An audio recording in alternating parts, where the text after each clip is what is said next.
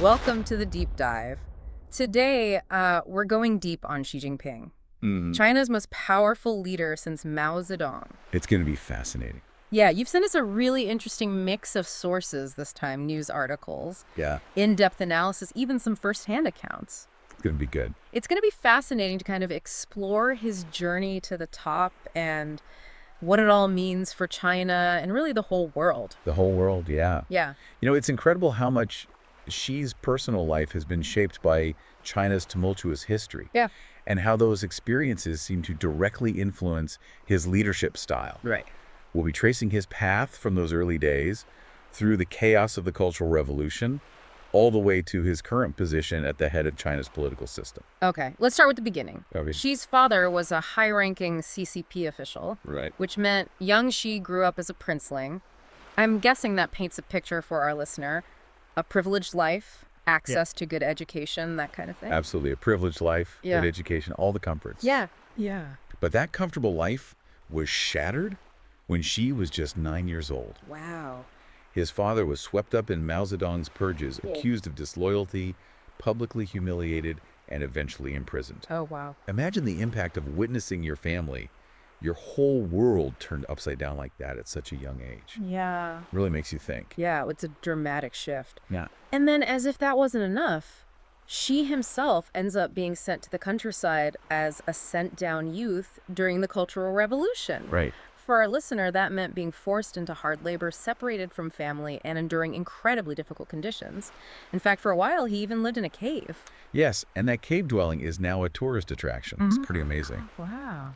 But what's fascinating is how she often points to this period as a defining experience, claiming it gave him a deep understanding of the common people's struggles, But it's important to remember, though, that this was a time of immense suffering for millions during the Cultural Revolution, a period marked by violence, persecution, and societal upheaval. Yeah, you can't really separate his story from the greater context, can you? No, you can't. And it makes his rise to power all the more interesting. This is someone who missed out on years of formal education because of the Cultural Revolution, yet managed to get into Tsinghua University, China's equivalent of MIT, Wow. in the early 1970s. That's right. And remember, this was a time of huge change in China. After Mao's death, Deng Xiaoping came to power and started initiating economic reforms. Right.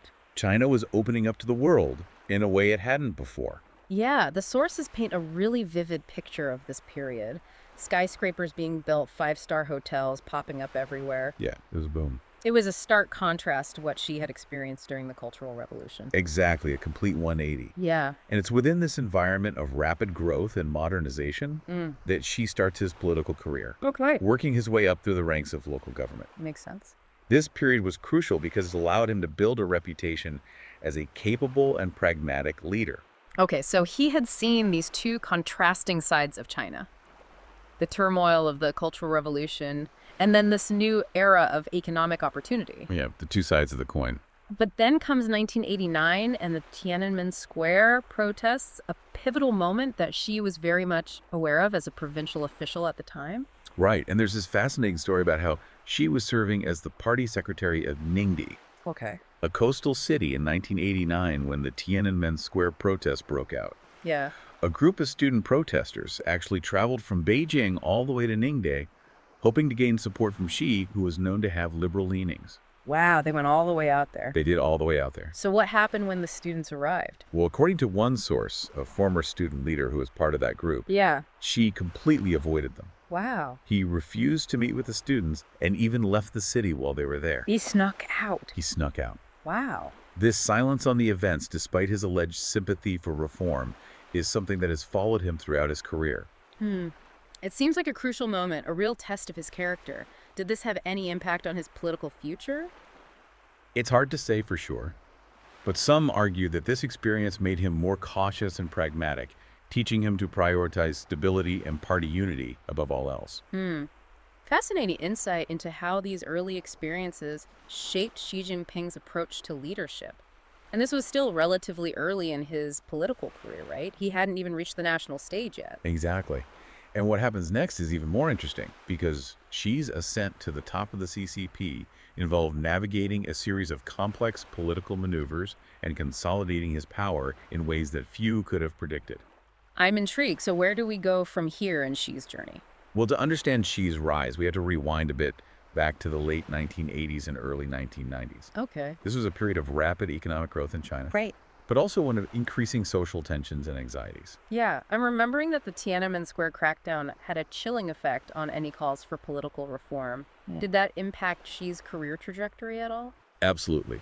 Xi was careful to avoid any association with those pushing for political liberalization. Smart. He focused instead on building his reputation as a competent administrator and a loyal party member. Okay. And one of the key moments in his rise was his time in Fujian province. Fujian, wasn't that one of the first regions to open up to foreign investment? Exactly. And Xi Jinping spent almost 2 decades there, Wow. holding various positions in the provincial government. Okay. He was known for promoting business-friendly policies and attracting foreign capital, which helped fuel economic growth in the region. So he was establishing himself as someone who could deliver economic results. But what about his political maneuvering? How is he consolidating power during this time? Well, one interesting anecdote from this period involves a secret memo that Xi wrote in 1995 Okay. while serving as the party secretary of Fuzhou. Gotcha. This memo, which only came to light years later, was addressed to the central leadership in Beijing. In it, Xi argued that the party needed to learn from the collapse of the Soviet Union and do everything in its power to prevent a similar fate in China. So even back then, she was focused on maintaining the party's grip on power. What kind of strategies did he suggest in the memo? He emphasized the importance of ideological control, economic development, and strengthening the military. It was a blueprint in many ways for the policies he would later implement as president. That's a pretty significant insight into his thinking. It sounds like he had a clear vision for how to maintain the party's dominance, even at that early stage in his career. Yes, and this focus on control and stability would become a hallmark of his leadership style. But to get to the top, he still needed to navigate the complex world of elite politics in Beijing. So how did he make that leap from provincial leader to the national stage? Well, a pivotal moment came in 2002 Okay. when he was appointed the governor of Zhejiang province, Okay. one of China's wealthiest and most economically dynamic regions. Okay. It was a major promotion, and it placed him firmly in the spotlight. So he was moving up the ranks, but it still seems like a long way from provincial governor to the top leadership position. It is, but Xi was playing the long game. He used his time in Zhejiang to cultivate relationships with key figures in the party, demonstrating his competence and loyalty. Uh-huh. And he also began to develop his own brand of populist politics, making highly publicized visits to factories and villages, and presenting himself as a man of the people. It's interesting how this echoes some of the tactics we saw earlier with his cave-dwelling narrative. He seems to have a knack for connecting with ordinary people despite coming from a privileged background. Exactly. And this ability to connect with both the elite and the masses would prove crucial in his bid for power. Yeah. Then in 2007 came a major turning point. He was appointed to the Politburo Standing Committee. Wow. Okay, the very top echelon of the CCP. That's a huge leap. Was this a surprise appointment, or was he already seen as a front runner for the top job? There was a lot of speculation at the time. Some saw him as a compromise candidate, Yeah. someone who could bridge the different factions within the party. Others believed he had been carefully groomed for leadership by former President Jiang Zemin.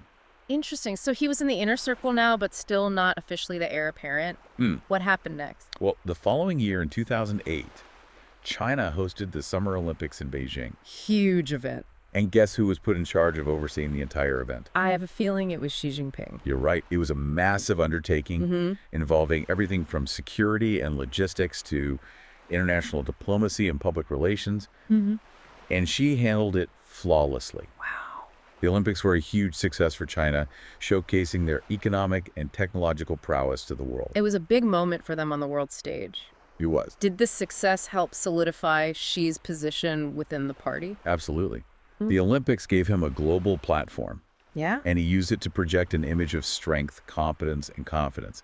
It was a master stroke of political stagecraft. And it came just as the global financial crisis hit, making China look even more stable and prosperous in contrast to the struggling West. So he was riding high on the success of the Olympics. China's economy was booming, and the West was in turmoil. It sounds like the perfect storm for his rise to the top. It was. And in 2012, as expected, Xi Jinping was elected General Secretary of the Communist Party, officially becoming the paramount leader of China. Okay, so he finally reaches that top spot. And what was the initial reaction to his leadership? Was he seen as a reformer, a hardliner, or something in between? It's interesting because there was a lot of ambiguity in the early days. Okay. He gave speeches about the need for economic reform and even cracked down on some high-profile cases of corruption. Oh, wow. This led some to believe that he might be more open to political liberalization than his predecessors. Interesting. But those hopes were quickly dashed, right? I'm remembering all the sources that talk about his crackdown on dissent, the expansion of surveillance, the human rights abuses. Exactly. And to understand that shift, we need to look at a key moment in Xi's early presidency, the emergence of a secret document known as Document Number 9. Okay, document number 9. This document, which was leaked to the press in 2013, laid out Xi's vision for a much more ideologically rigid and authoritarian China. And this document number 9, it essentially became a blueprint for his rule, right? In many ways, yes. It explicitly warned against the dangers of Western values like democracy, human rights, and freedom of the press, framing them as existential threats to the party's rule. Wow. And it called for a more aggressive approach to controlling the media, the internet, and civil society. So the seeds of his authoritarian turn were sown quite early on. But how did this translate into concrete actions? Where do we see the first signs of this crackdown? One of the most striking examples was his anti-corruption campaign, Okay. which he launched in 2012.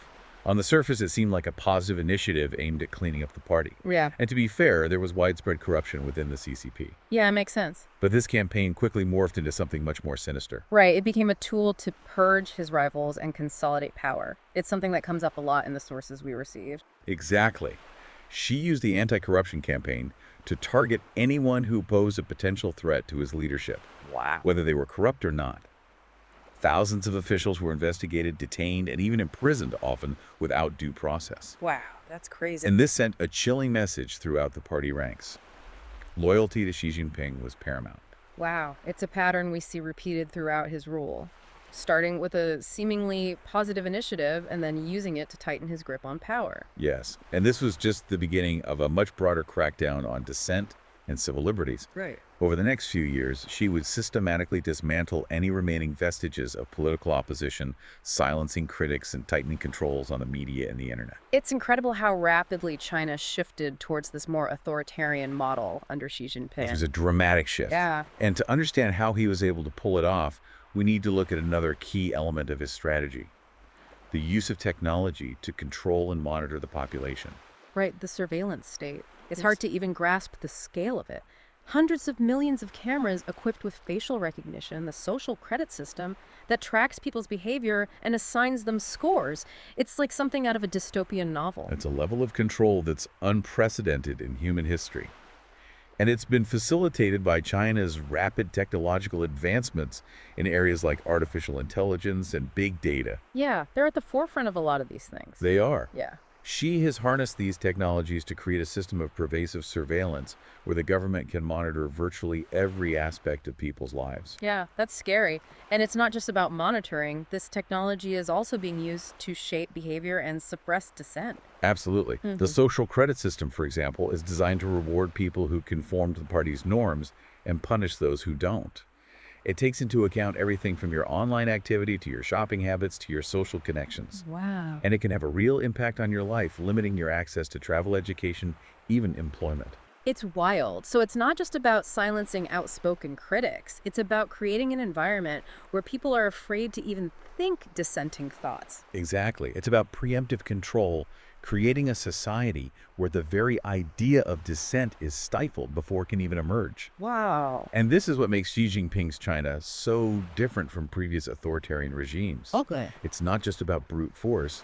It's about using technology to create a system of total control, penetrating every aspect of society and shaping the very fabric of people's lives. It's a truly chilling vision of the future. And sadly, it's not just limited to China's borders. Yeah. We're starting to see other authoritarian regimes around the world adopting similar tactics. But before we go down that rabbit hole, let's turn our attention to what this all means for the rest of the world, because Xi's ambitions don't stop at controlling China. He has his sights set on reshaping the global order as well. That's right. And to understand Xi Jinping's global ambitions, we have to understand his vision for China's place in the world, a vision that he calls the China Dream. Okay, let's unpack that China dream. What does it actually mean? Well, on the surface, it's about national rejuvenation, Okay. restoring China's historical greatness and making it a leading power on the world stage. Right. But it goes much deeper than that. Yeah. It's about reclaiming China's rightful place at the center of the global order, challenging the dominance of the West, and establishing a new set of rules that are more favorable to China's interests. So it's not just about economic power. It's about challenging the existing power structures and creating a new world order. Exactly. And to achieve this vision, she is pursuing a multi-pronged strategy Okay. involving economic expansion, military modernization, and aggressive diplomacy. Gotcha. We see this playing out in everything from China's Belt and Road Initiative, Right. which is investing billions of dollars in infrastructure projects around the world, Here. to its growing military presence in the South China Sea, to its increasingly assertive stance on issues like Taiwan and Hong Kong. It's clear that Xi Jinping is playing for keeps, and his actions have sent shockwaves through the international community.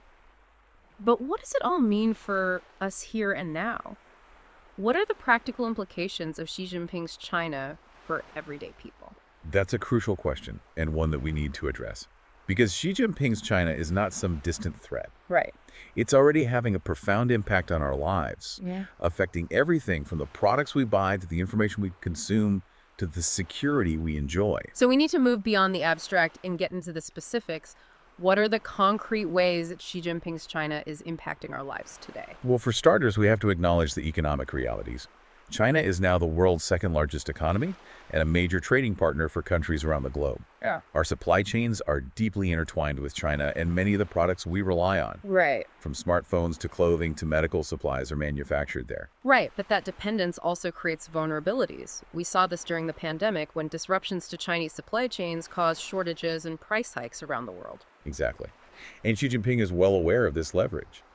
He's not afraid to use China's economic clout to advance his political goals, whether it's punishing countries that criticize his policies or pressuring businesses to comply with his demands. So it's not just about economics, it's about using economic power to exert political influence. Precisely. And this extends to other areas as well, such as technology. China is now a global leader in fields like artificial intelligence, 5G, and biotechnology. And Xi Jinping is determined to use this technological prowess to advance China's interests and reshape the global landscape. We see this in the way that China is exporting its surveillance technologies to other authoritarian regimes, helping them to build their own systems of control and repression. Yes, and it's also evident in the way that China is using its technological dominance to promote its own narrative and influence global perceptions. Think about the way that TikTok, a Chinese-owned social media platform, has become a global phenomenon. Right, and there are growing concerns about how TikTok's algorithms might be used to promote Chinese propaganda or censor content that's critical of the CCP. It's just one example of how Xi Jinping's China is using technology to shape the global information landscape and advance its own agenda. And this raises profound questions about freedom of speech privacy and the future of democracy in a world where China is increasingly setting the rules. It's a sobering thought. But we can't afford to be complacent. We need to be aware of these challenges and find ways to address them. Absolutely. We need to find ways to diversify our supply chains, protect our critical technologies, and push back against China's attempts to undermine democratic values and institutions. It's a daunting task, but it's one that we can't afford to ignore. And it starts with understanding the nature of the challenge we face. Xi Jinping is not just another world leader. He's the head of a rising superpower with a fundamentally different worldview and a long-term strategy for achieving global dominance. So we're not just dealing with a different economic system or a different political ideology. We're dealing with a different vision of the future, one that is fundamentally at odds with our own. Exactly. And that's what makes Xi Jinping's China such a formidable challenge. It's not just about power. It's about ideas. It's about competing visions of the future. And the outcome of this competition will shape the world for generations to come. Yeah, it really is. It's a lot to process, honestly, but I think you've really laid out the stakes here. This isn't just about trade wars or military posturing. It's about fundamentally different ways of seeing the world. Exactly. And nowhere is that clash of visions more apparent than in the situation with Taiwan. Right, Taiwan. It's been in the headlines a lot lately with increasing tensions and military exercises in the region. Can you remind our listener why Taiwan is such a flashpoint?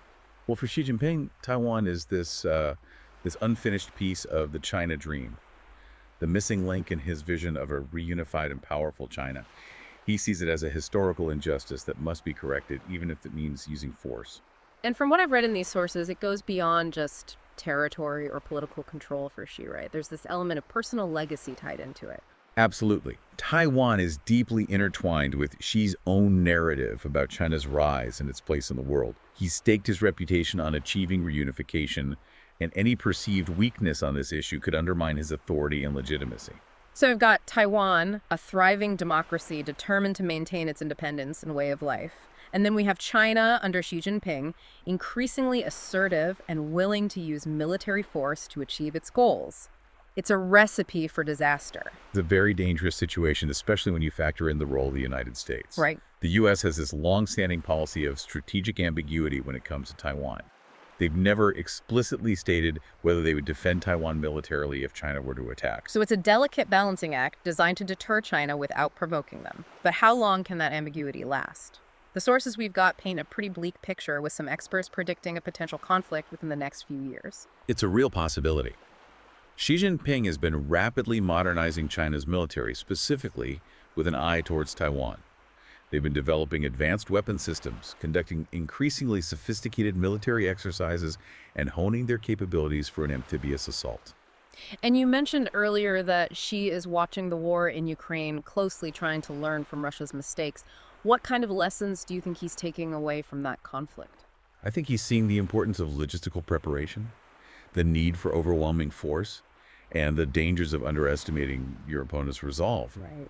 He's also seeing the power of international sanctions and the importance of maintaining global support. So he's calculating the costs and benefits of a potential invasion. And on the other side of the equation, Taiwan is strengthening its defenses, preparing for the worst while hoping for the best. Exactly. They're bolstering their military capabilities, seeking closer ties with the U.S. and other allies, and preparing their population for the possibility of conflict. It's a tense and uncertain situation with no easy answers. Yeah, it feels like almost like a powder keg over there. It really does. We've talked a lot about the potential risks and dangers, but I want to go back to something you said earlier about Xi Jinping's vision for China. He talks about this China dream of national rejuvenation. But what does that actually look like in practice? What are the implications for China's own people? That's a crucial question, and one that often gets overlooked in discussions about China's global ambitions. Because for Xi Jinping, the China dream is not just about international power and prestige. Right. It's also about transforming Chinese society, creating a more prosperous, technologically advanced, and culturally confident nation. So it's about internal transformation as well as external projection. What kind of changes are we seeing within China itself as Xi tries to achieve this vision? One of the most striking trends is the growing emphasis on national unity and ideological conformity. Okay. Xi has been cracking down on any forms of dissent or criticism, whether it comes from academics, journalists, or even ordinary citizens expressing their views online. We've seen this with the crackdown on Hong Kong, the persecution of Uyghur Muslims in Xinjiang, the silencing of critics on the mainland. It seems like any deviation from the party line is met with swift and brutal repression. Exactly. Xi Jinping sees ideological control as essential to maintaining stability and achieving his vision for China. He's promoting a very specific narrative about China's history, its culture, and its destiny, and he's using all the tools at his disposal to enforce adherence to this narrative. And that includes the use of technology. We talked earlier about the surveillance state, the social credit system. It's all part of this effort to control the flow of information and shape people's thoughts and behaviors. Yeah, absolutely. Xi Jinping understands the power of technology to shape perceptions and control populations. He's using it to create an environment where dissent is not only risky, but practically unthinkable. But surely there must be pushback. Are there any signs of resistance to this growing authoritarianism? There are, despite the risks, there are still individuals and groups within China who are speaking out against injustice and demanding greater freedoms. We saw this with the white paper protests last year, where people took to the streets to protest Xi's zero COVID policy. Right. And there are countless acts of quiet resistance happening every day, from artists pushing the boundaries of censorship, to lawyers defending human rights, to ordinary citizens sharing information on banned websites. So the spirit of dissent is not entirely extinguished, but it seems like an incredibly difficult and dangerous path to take in Xi Jinping's China. It is, and that's why it's so important for us to amplify these voices, to support those who are fighting for human rights and democracy within China, and to hold the CCP accountable for its abuses. It's a reminder that despite the CCP's efforts to control the narrative, there are still cracks in the facade. And those cracks offer a glimmer of hope for a different future. Yes, and it's important to remember that China is not a monolithic entity. There are diverse views and perspectives within Chinese society, and there are many people who yearn for a more open and democratic future. So, as we wrap up this deep dive, I'm left with a lot to think about. We've covered a lot of ground: Xi Jinping's rise to power, his vision for China, the challenges he faces, and the implications for the world. What stands out to you most from all of this? I think what's most striking is the sheer scale of ambition. Xi Jinping is not just trying to lead China. He's trying to reshape the world order, to create a new system where China is at the center and its values and interests are dominant. And he's willing to use any means necessary to achieve this goal. It's a sobering thought, but I think it's also a call to action. We can't afford to be passive observers in this unfolding drama. We need to be informed, engaged, and prepared to defend the values and institutions that we hold dear. Absolutely. The future's not predetermined. It's being shaped right now by the choices that we make. And this deep dive is giving you the knowledge and insights you need to make those choices wisely. So, for our listener out there, we've given you a lot to digest. It's been a whirlwind tour through the life and times of Xi Jinping, and I know it's a lot to take in, but the story isn't over. In fact, it's just beginning. And your understanding of this story, of the forces at play and the stakes involved, will be crucial as we navigate the challenges and opportunities of this new era. What's fascinating about this deep dive is that it reveals how interconnected our world truly is. What happens in China doesn't stay in China. Xi Jinping's decisions have ripple effects that touch every corner of the globe, impacting our economies, our security, and our very way of life. So as we go forward, let's keep learning, keep questioning, keep engaging, because the future depends on it. Thanks for joining us on this deep dive, and we'll see you next time.